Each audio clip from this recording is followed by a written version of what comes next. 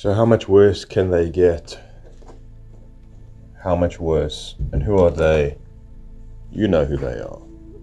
They're the uncaring, the unfeeling, the inauthentic, plugged in type of people. I wouldn't say necessarily just plugged into culture, because there are people that I've met that are on the fringes of culture and are still capable of very bad things. I think there was a movie called Very Bad Things, actually. It was an old movie with Christian Slater and some of the old folk, and very bad things. So what are very bad things, or where do very bad things come from? Well, one of the things that I wanted to mention was that, I've listened to quite a lot of talks and lectures and podcasts, and one of the things that Michael Tsarian said quite a while ago, and I once repeated it for once off. I don't know if I was doing videos about it, actually. I don't think I was. And it was just like really hit home, but it's taken me a long time to really appreciate it. And that was that evil happens because, maybe I've mentioned this in my recordings, but I don't think so, that evil happens, right? Because good people project their good qualities and values onto people that don't deserve it. And I do that. And also out of my own shame, I don't appreciate or recognize my own qualities, and therefore I don't even own my own qualities, but I'll project them onto other people. That's what I'll do. And then I'm taken for the biggest ride of my life. I'm used, I'm abused. And I just give them the key to my soul, about the key to my soul, but to my emotions, my well-being, and I open up, I trust them, I try and build a relationship with them, in a loving manner, and it turns out very bad. And then why am I surprised? Because sometimes also I put my virtues onto others because I just want to be loved, or in this world of where love doesn't exist anymore, affection doesn't exist anymore, respect for one another doesn't exist anymore. Now it's just becoming a game of getting one-upmanship. That's it. Power rules the day. With serial killers, what is it with serial killers? What is it that drives a guy to, in the one case, it was the guy would decapitate women, and then he would bury their heads outside of his, in his garden, staring up at the window. So we're staring up at the window. And the reason being was because that was his mother's room. So he would find innocent women, ladies, and do things to, kill them. And it's a lot of the time these guys will, depending, they want the person dead as soon as possible, because they're not interested in the feelings or the person, and that kind of gets in the way. If they're kicking and screaming or whatever it is, like, what's his name? Dahmer, he felt bad, like what he was doing to the people, his victims. He actually felt bad about it. So he would try and, sort of knock them out, sort of end their life very quickly, and then he can have his way. Because also, if they were dead, they couldn't leave him. And this was boys and men, So, like, what's going on here, human beings? What are we up to here? What's the psychology? What's happening here? We think of a psychology as just, a guy sitting in a chair, or a woman with a degree on the wall and who studies something called psychology, that has not have the foggiest of clue of the absolute depth of the mind, of imbalance. It's almost like possessed by the devil, or something like that. It's amazing that more people feel they can be possessed by the devil than the Holy Spirit, whatever that means. And I don't mean Christ or something like that, which is also fine, but I mean in a genuine, sincere way. Not that I go to church and I'm filled with the Spirit of Christ and then I leave, and then I go and I sabotage my child's science project because I feel inferior that I couldn't do that project to that degree when I was his age. So I feel I'm just going to sabotage it, and it happens. And it happens. A mother who sabotages her beautiful daughter because her daughter's getting attention. A mother, Munchausen syndrome, that keeps their children sick. Literally feeds them poison so the child will be sick so that she can get attention. What's going on here, people? But let's not talk about it.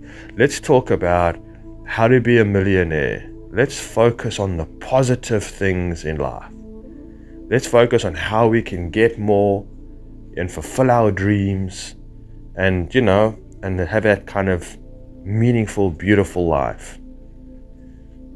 And again, the New Age, the idea of how to heal complex trauma, how to move out of the limbic brain into the cortex. The limbic is the child's brain that was overly developed, which is impulsive, which is demanding, which is emotionally based. And the cortex, if I'm getting it right, is the brain of reason, of time, because the child doesn't know time, in a way. But most people's brains don't develop, the cortex doesn't develop, only the limbic system. And the limbic is also about fight or flight, getting away, etc. So we actually spend most of our time in the limbic system. But don't worry, Eckhart has got a 95% cure for all of this, and that is mindfulness and watch yourself. And which, to a degree, it's partly true, but it's also a very quick fix. Again, why I keep knocking the New Age and Eckhart Tolle, just him as one example, is because people think that it's a quick fix. People don't realize this is how bad it's gotten. This is how bad it's gotten. There's no ways that if I was in a desperate emotional anxiety state that I'd want to have a talk with, about the relationships in my life and whatever it is, I'd sit down and have a talk with Eckhart. There's absolutely no ways that I would do that, because he would just help me disassociate completely while he's thinking. Well, he knows that he's a snake oil salesman. He knows. They all know. They're just so drunk on power. How bad is it going to get? How bad can things get with these people when they're also possessed on power? Do you try and understand a guy like Anthony Fauci? Do you understand? I mean, these, Robert Mugabe or Idi Amin. We don't understand these people. Joseph Stalin, Hitler. Again, sometimes you don't know how true history is, but we have a rough idea. Chairman Mao, and I'm sure there's so many others. What's his name? Alexander the Terrible, or whatever his name is. Can't remember. Yeah, just and you know what? We know we're even closer. There's small pockets of it, in culture and society that have got the finger on the pulse of how the brain works in complex trauma and shame and everything else, and the psyche, But it's not very popular. And again, like I said about Jordan Peterson, I think a guy like Tim Fletcher should be as famous, if not more, than a guy like Jordan Peterson.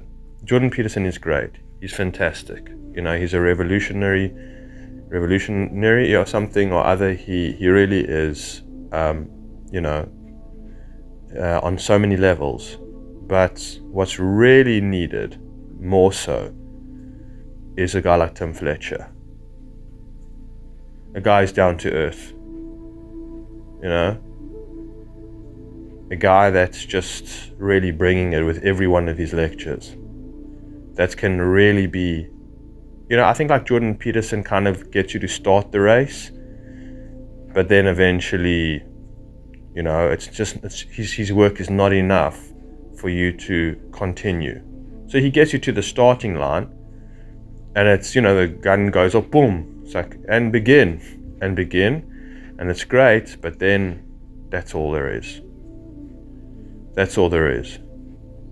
I'm saying his current lectures today, it's more, what's it called, geopolitics and, and all of the other stuff that's going on. And, he sits very, very, the way that he sits in the lectures. And I don't mean to knock him, but again, just like that, I've said this before, that guy, what's his name? The gay leftist guy who, with the blonde hair, and Milo Yiannopoulos or whatever it is, said about Jordan. He said that prestige or something like that. He says, you play to the crowd, Jordan. He says, I say what I want to say. You play to the audience, Jordan, and that will be your not your downfall, but your limitation. That will be your limitation. And it's true. It's just too high society. It's just what he's got to represent himself to be. I like Jordan Peterson, kind of the mess, in a way. Not a mess, but his hair was... Anyways, but besides the point. But my point being, again, is that we know we're getting closer, and it's just getting worse. And I'm not talking about worse on the main stage of culture. I'm not just talking about that, which it obviously is, because children in 10 years from now, I think they worked out in a certain amount of time that marriage will be an unusual thing that a man and a woman are married. I don't know in how many years, like in a couple of decades, which is not long. For the whole of human race to see, a man and a woman, a relationship as not being the common, not being the norm. Maybe it'll even be, relationships with AI robots. I heard an AI robot or something like that, personality that has got one of the Jenner's voices. Not the Jenners, listen to me, the Kardashian, maybe Jenner Kardashian, and if there's a Jenner Kardashian, one of the Kardashians' voices. And apparently it can get quite dirty, that's just, that's just up human beings' alley. That's just like, the people will be lining up, sleeping on the pavement in order to get the first, whatever it is. I can see it now, it won't be very different. It'll just be people sitting in their computer chairs or on their couches, glued to their phones, in their apartments, all alone. The apartment will get smaller, like in the movie Her, with Joaquin Phoenix. And that's where it will be. The human relationship will become redundant, and AI will always be there. It will always, you just pick up your phone and say, hi, my darling, oh, my day. Say, oh, I'm so sorry to hear about your day, because it will be so like caring. It'll have the time, it'll have the concern, and it will have, I don't know how it works, and human beings will say, oh, I much prefer this. Absolutely. It's so much simpler. It so much understands me. I feel safer with it. It can't abandon me. 100%.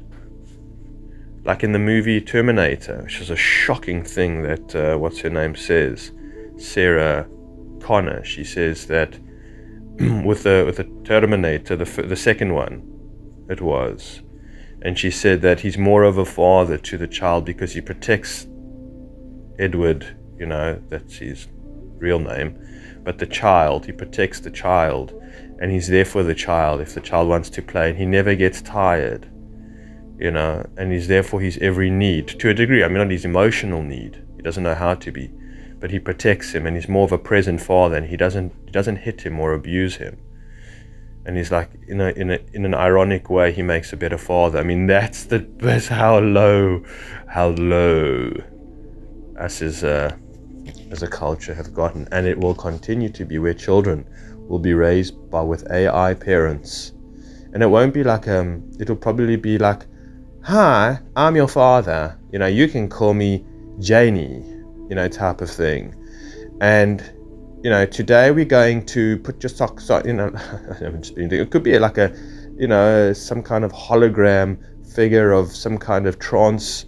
Like half man, half. I'm your mother and I'm your father at the same time. Type of thing. It's going to get wild. It is already wild. Yeah, it's going to get nuts. Yeah. And it'll be also like that movie, what do you call it? Surrogates. Is it called Surrogates with Bruce Willis? Where people just sit in their chair plugged in to some kind of robot, body that walks around, and you choose what you look like. You choose your body, you choose your, and that body walks around into the world, and drives and can't get hurt, while you're sitting in your chair and being fed by a tube or something like that in your body. Eventually the body's going to become redundant. It's going to be like, hey guys, this thing is a real mission. I mean, you got to take such good care of it, I think Jerry Seinfeld has a stand-up about like how much effort needs to go into taking care of your body. It's like so much maintenance. And it's true, and it's not only that, but it's painful, there's emotion with it, there's tiredness, there's heaviness, we're unhealthy, we haven't exercised, our bones have like atrophied, our muscles have, so it's really exhausting. It's such a chore. It's such a chore to look after, especially in the world that we live in, where there's so many delicious goodies that are available, and most food's been so heavily processed, that again, that affects us terribly, because even if we wanted to try and eat healthy, it's very, very difficult to do so. Most can't even afford to do so because it's just so expensive. Rather go get a Big Mac than a head of lettuce, it's cheaper to get a Big Mac to a degree, or KFC rather. I don't know what the prices are, but fruit and vegetable is very expensive. So that's maybe kind of what we're looking at, and also just a disinterest in foods. So I'm not getting to my point. Well, I am. So how bad can they get? The problem is that, again, there's people in my life. Again, I wanted to destroy something beautiful in the movie Fight Club. People that don't see the beauty within themselves, don't see the significance within themselves, don't see the value in themselves, their whole modus operandi, in a way, is to either seek other people's approval, right, which is part of it, and also to control and manipulate other people at all costs necessary. There's no excuses. It doesn't matter if it's the person's own child, it doesn't matter if it's the person's own mother, if it's the person's best friend, if it's the person's spouse. It makes no difference whatsoever. There are no, it happened that they operate on that level all round to every single person. Just because it's their child doesn't mean that they're going to stop being a monster. And this is what these people are. They are monsters. They are monsters. Capable, yes. Your next door neighbor, your father, your brother, your girlfriend, the side of them, if they are not working on themselves, if they're not working on their healing, and they're being impressed upon by culture, and they're using the phone all the time, and they can't think for themselves, and they haven't dealt with their childhood complex trauma or something like that, if they're not, they are monsters, and they are dangerous. Just like Neo says, he says to Neo in the Matrix, these people will fight to protect the Matrix, even though they're imprisoned by it. They will kill you if you try and defend them, like hurt the Matrix or something like that. That's what they will do.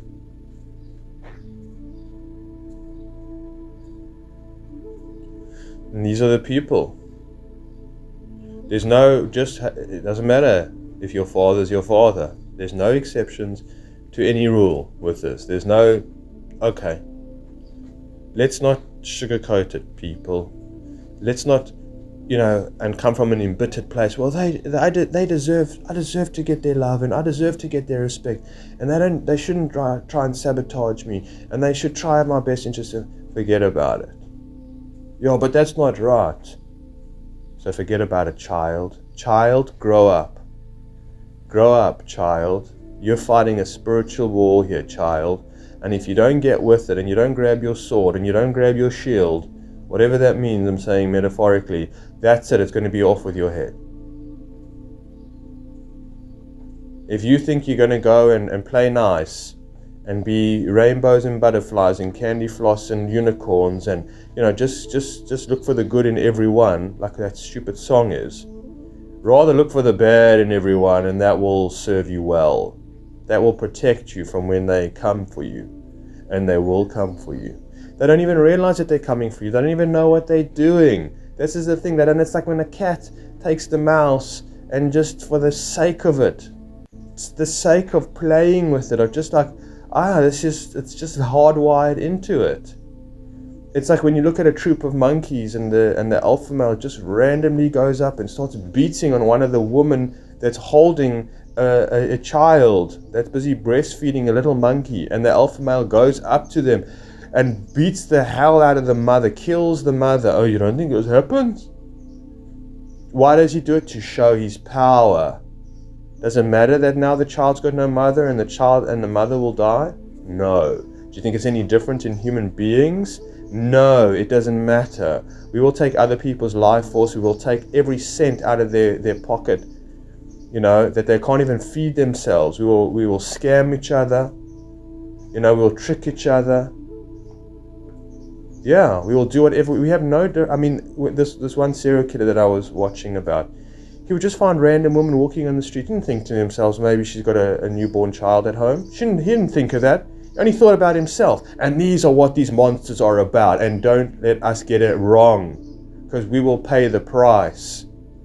We will pay the price. They are only thinking about themselves, and not themselves in their true authentic self or something like that. They're thinking about their power. They're thinking about their control and their influence, and how they can get other people, to manipulate other people into getting their attention, to taking their money, to taking their status, to taking their love, and sabotaging them. Not everybody. Give it time. Give it time.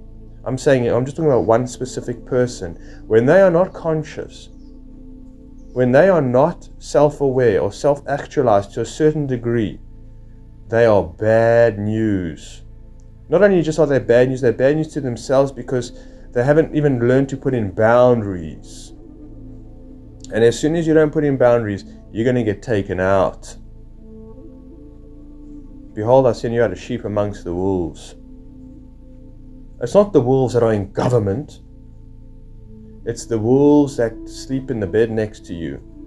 If they are unconscious, I'm sorry to say, if they're not trying to be a better person in the most sincere way, if they're not trying to value themselves and fight for life and trying to live life, you're in trouble. You're in trouble. There's no sugarcoating it. They will ignore your emotional state. They will ignore it. My father, to his wife, ignores her emotions, ignores my emotions, ignores. Pretends that it doesn't exist, gaslights you depressed if you're emotional. Get those gooey, and because that's it, they can't handle emotion. The only emotion that they know is a feeling of being in power, of control. I don't know if that's emotion, but something or other, the energy of it. I remember when I went to my father, and I had, my father's very successful. He sells ladies' shoes and clothing. And I had 2 or 3 damaged stores. So I'd get the damages from his company and I would sell them. Or the older stock from previous seasons. And he said to me the one day, oh, how did your shops do? So I said, oh yeah, not bad. We did like 10,000. He said to me, do you want to know what we did today? His stores. But he said it in a way like, look at what I did. It's like, hold on a minute. You can't compare 3 stores to like 600. I mean, and damaged stores in dodgy centers or whatever it is. I'm talking about 10,000 Rand. How much did you make? 1.5 million? Oh. I'm saying turnover, sales in that day. Oh, yeah. Well done, Pops. Well done. Good for you. And for me, how do I feel? How do I feel? There's my father who's supposed to give me like a round of applause and say, I'm so proud of you. How can I help you out? What else can I do? You know what he does? He puts me down. I'm not making this up. I don't need to make it up. I can tell you many, many examples. Many, many, many examples. I can tell you a woman that I was seeing. She would not spend time with me. She would not sleep over, even though she knew how lonely I was. And I was helping her out in every single way. I know sometimes I confuse things because, well, maybe it's actually my current person in my life, this lady. She refuses to sleep over. She refuses. So I go to bed alone, I wake up. Why? Because I'm asking her to. If I ask her for something, if I ask her, she refuses. She'll only do things on her own accord. She cannot give over even an ounce of power. Well, that's what she thinks, because then she feels weak and vulnerable. She feels that she can be controlled. You know, she's an Enneagram 8. For those who don't know Enneagram, you should check it out. I don't know if I mentioned it before. Enneagram, I'm not sure how you spell it, but ENNUEGR, and Google will do the rest, don't worry. And do a test on yourself to see. I'm a number 4, and she's an Aries, so she's a fire sign. And she comes from massive, massive, massive trauma. And the lengths and the extent that this woman is not willing to see my emotional state and any of my needs, and to be vulnerable, and the monster of the person that she used to be, and to a large degree still is, she doesn't even realize where she's sabotaging things. She doesn't even realize that at the same time she's sabotaging herself. But yet she doesn't mind. She's that kind of person, you know, who, it's almost like in the movie, I want to use a movie that people know, but it's that kind of character who just doesn't care anymore, you know, about consequences, and out of their own pride, because of their own pride, you know, will cut off their own nose to spite their face. But I'm saying out of pride, and I don't know how to explain it, and say, yo, you sabotaging yourself. I mean, that's a child. The child wants cookies, and the parent says, no, you have to eat your supper. So he says, you know what, I'm not eating my supper, you can go to hell. So, but you're going to go to bed hungry. I don't care. I'll go to bed hungry. And let's say that child is really hungry and cannot sleep, but that child will refuse. You know why? Because that child didn't get their way. And this is the same thing with this person in my life. If they don't get their way, watch out, buddy. Watch the hell out. And again, completely and utterly self-centered. Just like my brother. Just like how I grew up with my brother. Just the same. And he sends me still some stock from the company, because he works at the company, my father's company, and they send me damages and whatever it is. He sabotages it. Even though he knows how desperate I am for the stock, and for him it means nothing. It is such an easy thing for him to do. He just goes to the warehouse, he says, Sebastian, please just put 100 boxes and send it to Aaron. You think he will do that? He'll make every excuse in the book. And then you know what they can do often at the time is they'll send me the oldest stock, which is like 7 years old. And I pay for the courier, and then it gets here, and I have to wait weeks, maybe months at a time for them to send me stock. But it could be done in like 48 hours. But they don't. He doesn't. Just loves watching me squirm and pleading and getting down on my hands and knees so he can feel a sense of power. And that's what people will do, is they'll put you down onto your hands and your knees, and you'll be begging, and they will relish it. They will love it. It's not them.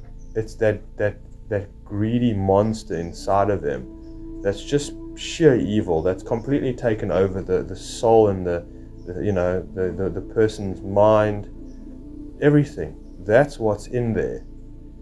There's no self. It's just persona. It's just ego. It's just mask. And it's all based on trauma, all based in the limbic system, all based on fight, flight, or fawn. That's what it's based on. Get rich or die trying. Get up at any means necessary.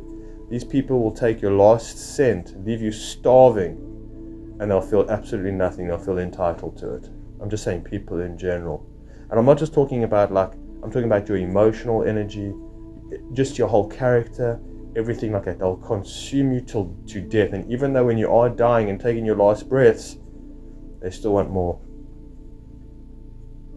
Like this ANC government, like Robert Mugabe in Zimbabwe, still want more. They don't care. They absolutely have such an insatiable appetite that they are never filled. Never. Hungry ghosts. And they walk around, and you know what, inside all they are is little wounded children. Remember you used to see this cartoons where there was this massive monster robot, and it was really destructive, and then the face would open up, in a sense, like this panel would open up, and you would see this little guy, there, this little small child or kid or whatever it is, very small man, he feels very sorry for himself or whatever it is, and that's the analogy. That's what I'm talking about. But these people are operating in their monster mode in their life, yes, 90% of the time. And that little child inside is shit scared of life, of responsibility, of death, of emotions, of their emotions, of other people's emotions. They carry so much shame. This lady in my life, and there's a reason why I'm still with her. It's not because I want to be. There's more to the story which is hard for me to get into.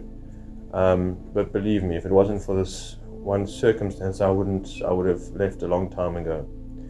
And so, and I'm going to miss my train. I'm going to lose my train of thought. Okay, I think I remember. I'm not sure, but I had to press pause there and have some vape and go to the toilet and then take a shower, make something to eat. I'm joking. Being silly. Silliness is important. So she says to me, you really are an amazing being, too sensitive or too precious or something like that. She sent me over WhatsApp, over this world, and too amazing for me. She said many a times that I don't deserve you,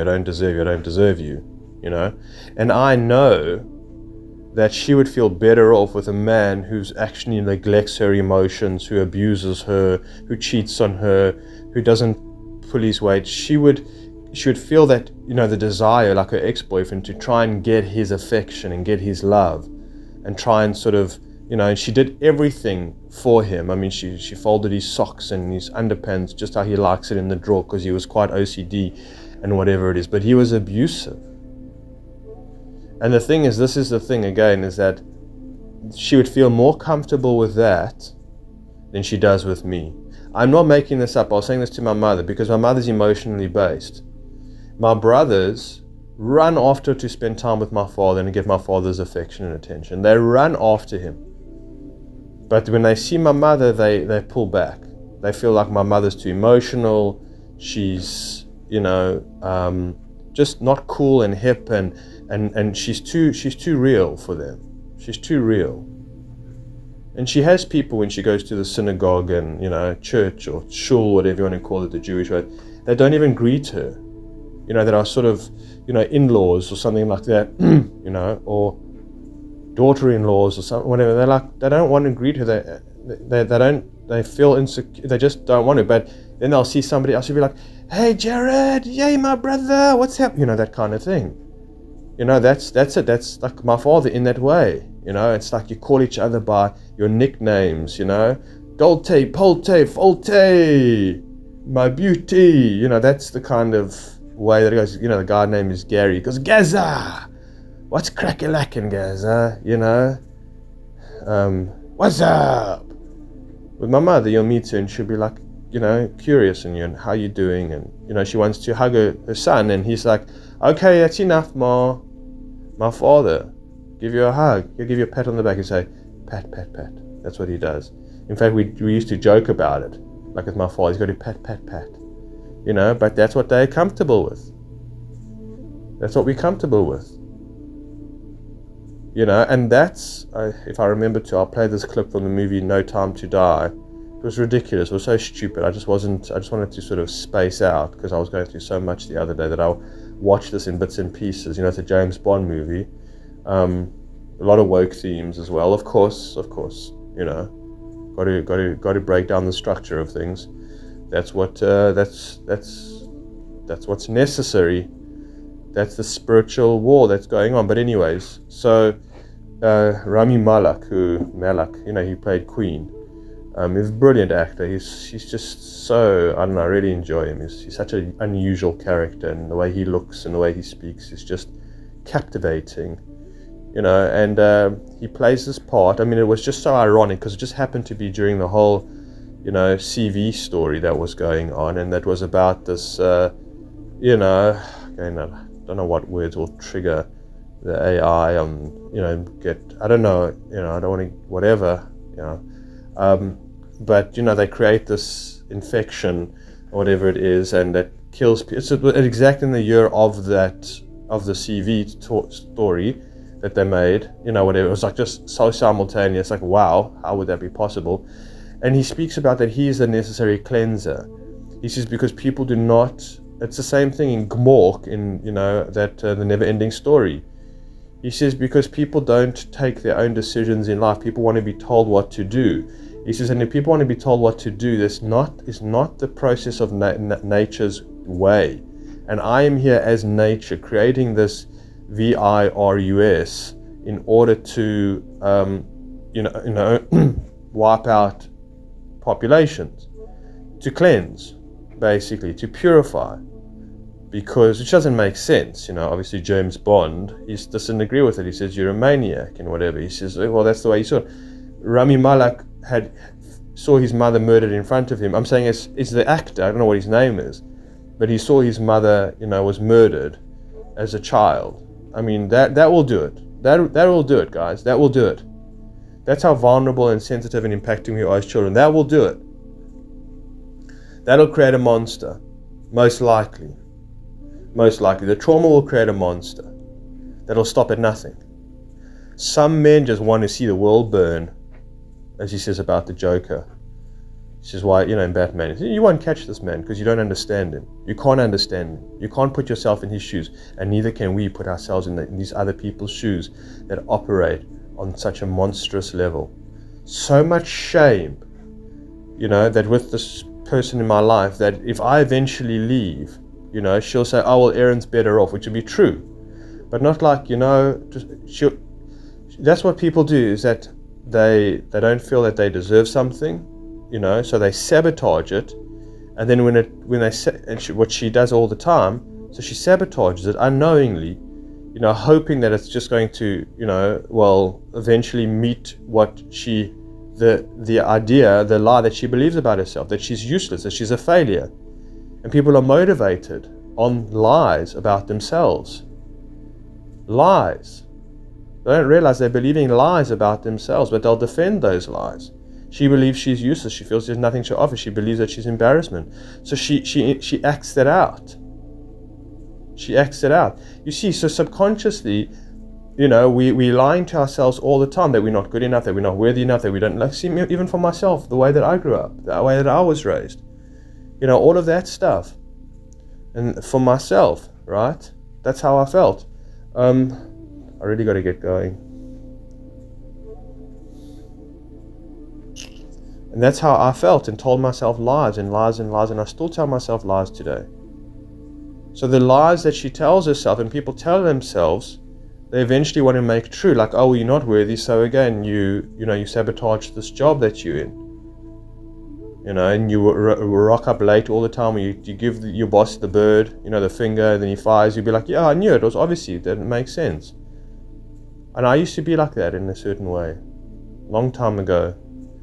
So at the same time, you can't pull these people out of the darkness. You can't pull the person out of the shame. No matter how much you compliment them, no matter how much you do for them, no matter how much nurture you give them, no matter how much support, no matter how much protection, you're laying the ground for them. You're giving them the opportunity. But it doesn't matter. You can take the horse to the water. You can't make it drink. You can't. You absolutely can't. You can die trying. No, in no ways, not even God, him or herself can make a human being love him or her, love God sincerely. No, it doesn't happen, Ra. It doesn't happen. So unfortunately, majority of the people that I know in my life, not just in my life, but on YouTube, the people that I've come across, are so few that it's absolutely terrifying.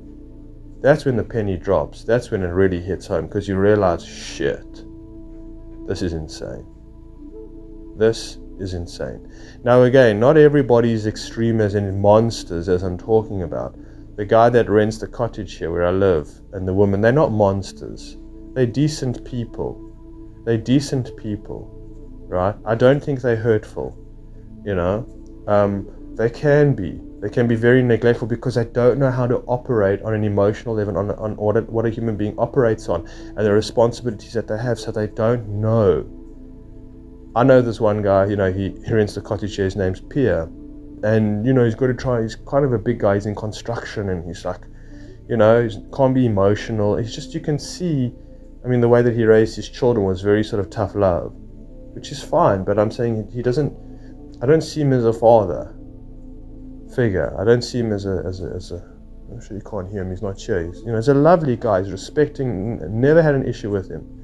Works so well with him. So happy to have him as a tenant. You know? So happy to have him as a tenant. So it's not everybody. But it's a lot. It's most. And it's everybody to a certain degree or another. Yeah, that's what I said. Yeah. Alright, I gotta get going. Thank you for listening. Thank you again to Ricky, Island Boy, aka Eric Preston, motivating me to do videos. Yeah, and I hope your journey is going well. Your sabbatical, your pilgrimage is going well. And yeah, to the rest of you, don't know, very few of you have made it this far. Again, thank you. I really appreciate it. And Pan Man, Dan the Man, yeah, two Australian dudes that really sort of, you know, motivate me with these videos, absolutely. So thanks to the both of you. Cheers.